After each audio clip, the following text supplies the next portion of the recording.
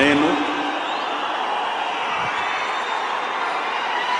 కొణిదెల పవన్ కళ్యాణ్ అనే నేను శాసనం ద్వారా నిర్మితమైన భారత రాజ్యాంగం పట్ల నిజమైన విశ్వాసం, విధేయత చూపుతానని,